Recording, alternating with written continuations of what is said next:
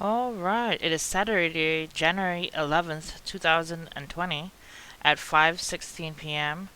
Alright, let's take a look quickly here at these headlines.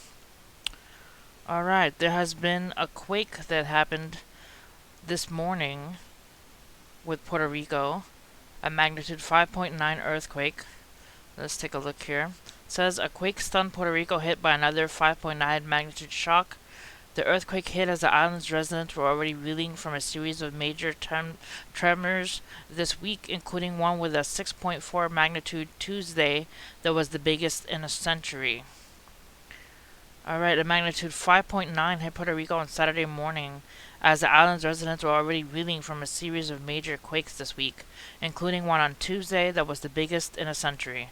The latest quake, which came around 9 a.m. local time, has caused even further damage, mainly in areas from around southern coast where hundreds of homes and schools have already collapsed from the Tuesday tremor that had a magnitude of 6.4. Saturday's quake, which was initially calculated at a magnitude 6, has left roughly 59,000 customers without power, according to the island's power authority. Witnesses said the tremor caused concrete debris from damaged buildings to topple into the streets, mainly around the southern area. So they're reeling from that. To get a snapshot of the perspective of what's happening with the people of Puerto Rico, first of off that we just came off hurricane season, so everybody's nerves are already on edge from coming off hurricane season and not having to experience another Maria. And then come the earthquakes, and it's not just the shaking of the house; it's people's nerves on edge because they're anticipating more quakes.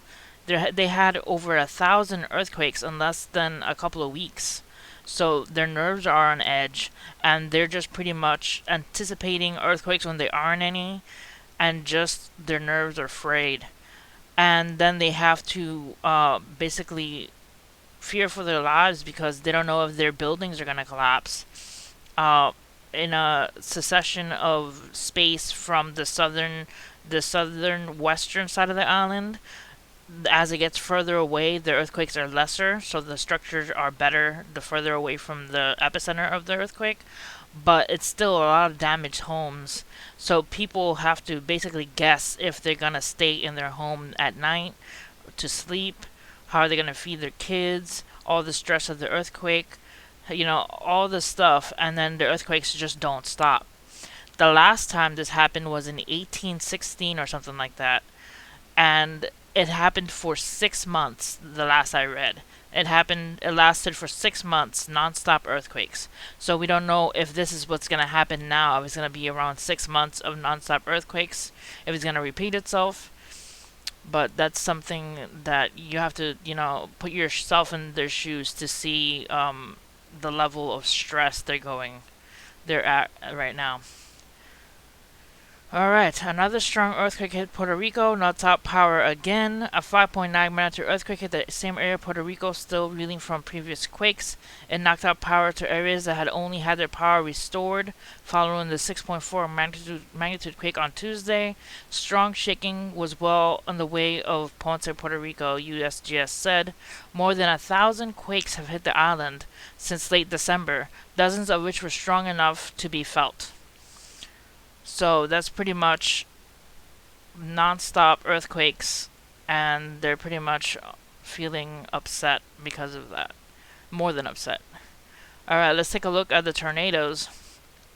Fatalities reported as severe storms bring tornadoes to southern U.S. This photo provided by Bossier Parish Sheriff's Office shows damage from Friday night's severe weather, including the home of an elderly Bossier Parish, Louisiana, on Saturday, January 11th, 2020. The Bossier Parish Sheriff's Office said that the bodies of an elderly couple were found Saturday near the demolished trailer by firefighters. A search for more possible victims is underway.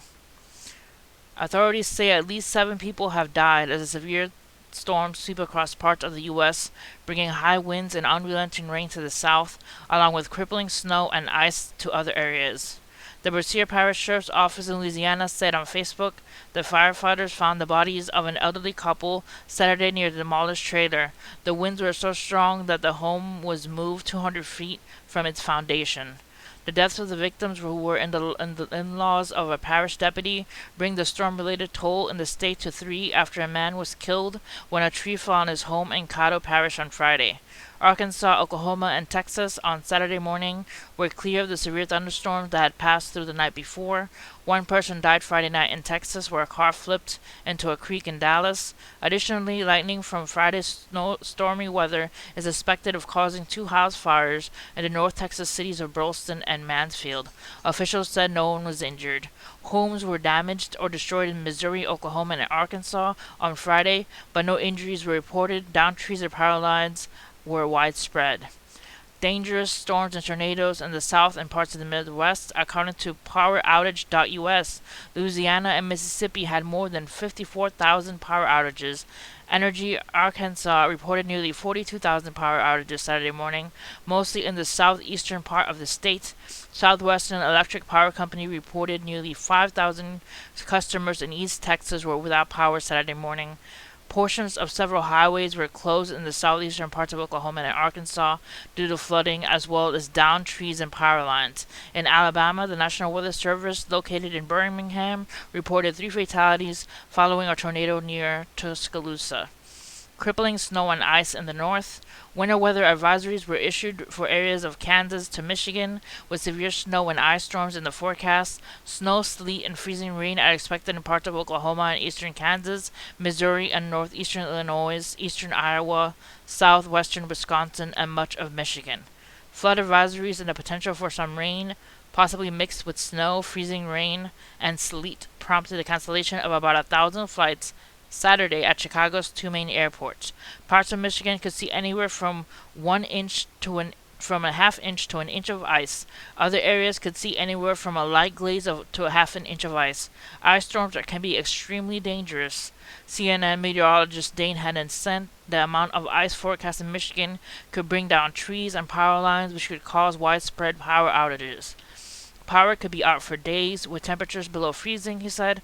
Ice storms can cause deadly travel conditions, worse than even a foot of snow. Four-wheel drive vehicles and trucks are no match for the kind of ice that is forecast. A foot of snow could fall in Des Moines through Sunday, with at least 8 inches of snow in the southwestern Wisconsin and northern Michigan.